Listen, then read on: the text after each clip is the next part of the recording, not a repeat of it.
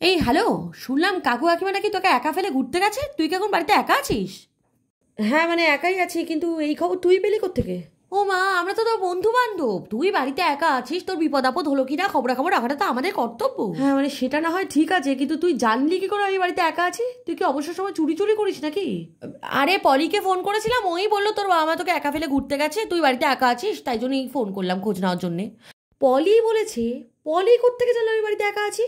তোরা কি চুরি চুরির লাইনে আছিস নাকি কে জানে বাবা। আরে ওসব কথা ছাড় তো। বলছি তুই কি বাড়িতে একদম একাই আছিস, মানে একদমই একা? হ্যাঁ মানে একাই আছি। মানুষ কি বাড়িতে একা থাকতে পারে না নাকি? আমারই বাড়ি, আমি একা আছি, কি অসুবিধা?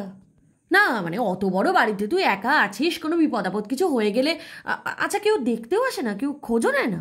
না না, এটা তো আমাদের ফ্ল্যাট টাইপের না, কেউ কারো খোঁজ রাখে না। আর খোঁজ রাখার কি আছে, নিজের বাড়িতে একা আছি, বিপদ আপদ আর কি হবে?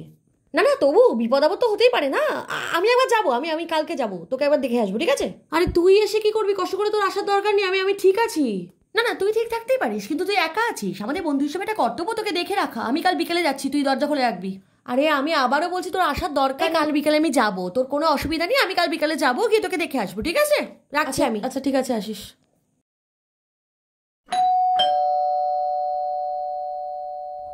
আয় আয়। हे प्रभु, हे प्रभु, हे हरि राम कृष्ण जगन्नाथ प्रेमानंदी, ये क्या हुआ?